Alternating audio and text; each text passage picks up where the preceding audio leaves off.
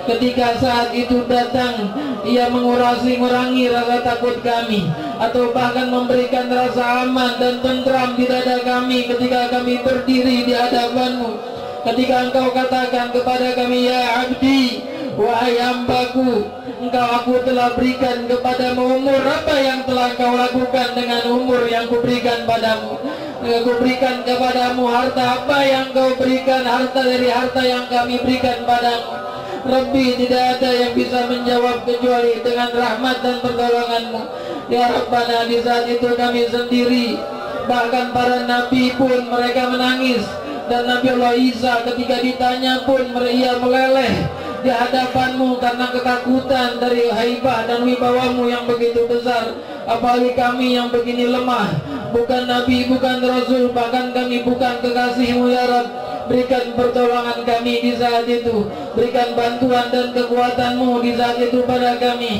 Ya Allah, ini jeritan kami dan permintaan kami, ya Rabbana ya Rahim, ya Allah, ya Allah, ya Allah, ya Allah, ya Allah, ya Allah, ya Allah, ya Allah, ya Allah, ya Allah, ya Allah, ya Allah, ya Allah, ya Allah.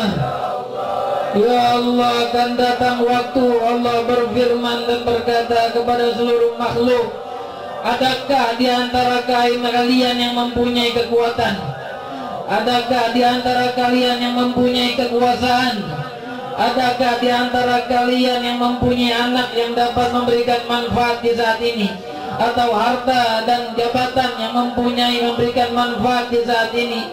Dan mereka terdiam, mereka terbisu, mereka tidak dapat berkata walaupun dengan sepatah kata. Tunduk di hadapan-Mu dan Engkau terus berbicara dan berkata kepada mereka. Hanya Engkau kemudian yang menjawab pertanyaan-Mu. Limanil mulkul yaum lillahil wahidil qahar. Hari ini dan kekuasaan hari ini dan kerajaan hari ini milik Allah yang maha perkasa dan maha bijaksana. Ya Rabbana, limpahi kami di dunia dan di akhirat dengan rahmat-Mu. Ya Rabbana ya Rahim, dengarkan doa ini. Ya Allah, ya Allah, ya Allah, ya Allah, ya Allah, ya Allah, ya Allah. Wafatkan yang hadir dalam husnul khatimah. Rabbi, wafatkan yang hadir dalam husnul khatimah. Dan wafatkan mereka yang mendengar malam ini, siaran ini dalam husnul khatimah. Dan wafatkan orang tua kami semua dalam husnul khatimah. Dan yang telah wafat, jadikan kubur mereka raudhah min riyadil jannah. Angkat kubur derajat mereka di sisi-Mu setinggi-tingginya ya Rabb.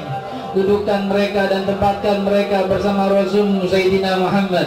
Ya Rabbana ya Rahim, dengarkan doa ini. Ya Rabbana ya Allah, ya Allah, ya Allah, ya Allah, ya Allah, ya Allah, ya Rahman, ya Rahim, ya Allah, ya Rahman, ya Allah, ya Rahman, ya Rahim, ya Allah, ya Allah, ya Rahman, ya Rahim, ya Allah. La ilaha illallah, la ilaha illallah, la ilaha illallah, la ilaha illallah, la ilaha illallah, la ilaha illallahul halimul azim, la ilaha illallah rabbul arsyil karim, la ilaha illallah rabbus samawati wa rabbul ardi wa rabbul arsyil azim.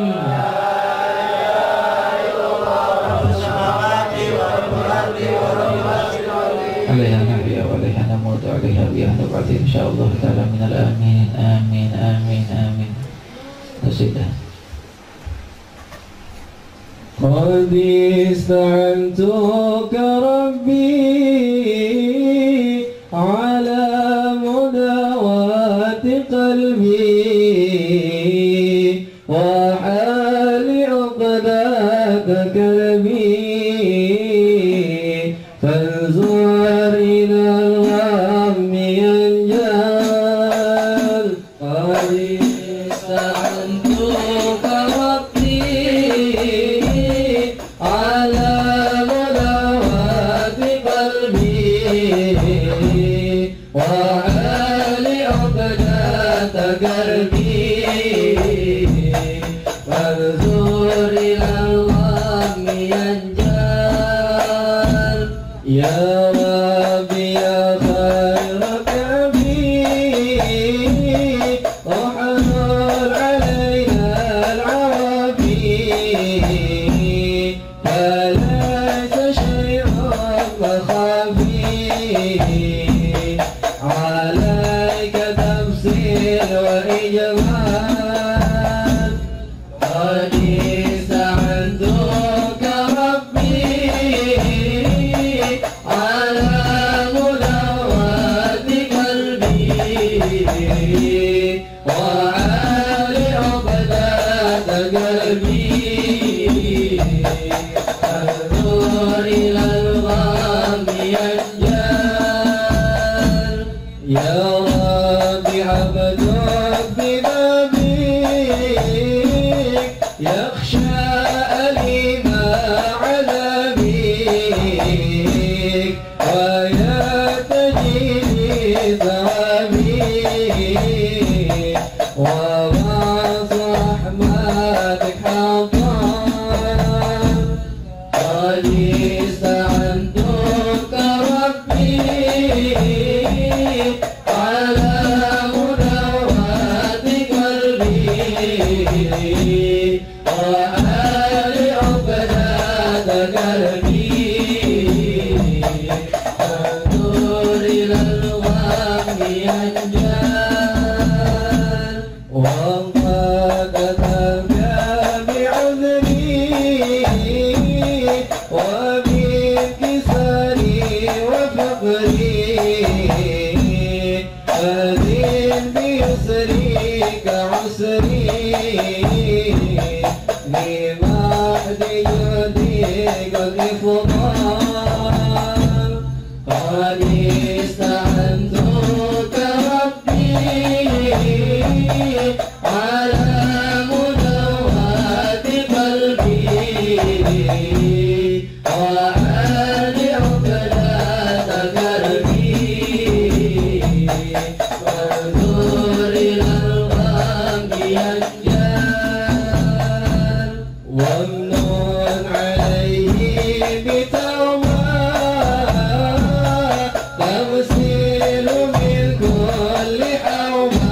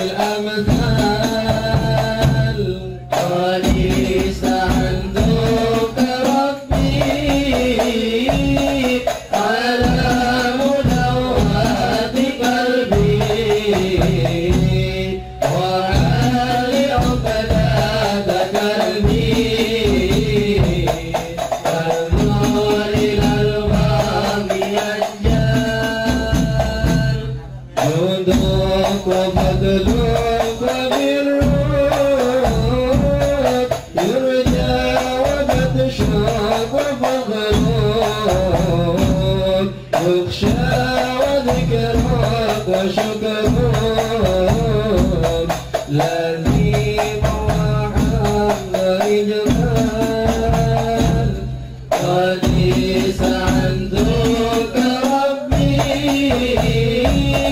على مدوات قلبي وحل عقدة قلبي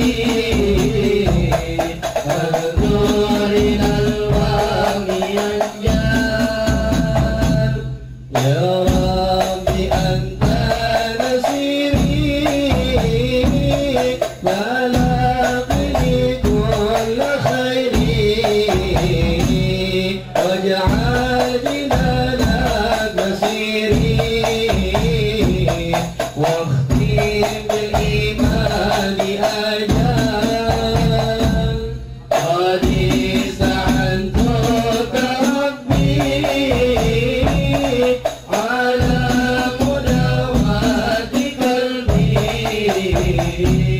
وحال عقدة قلبي فانظر إلى الوهم يزداد وصل في كل حالة على مزيل ضلالات بل كانت والغزالات محمد الهادي الدال قد استعنتك ربي على مداوات قلبي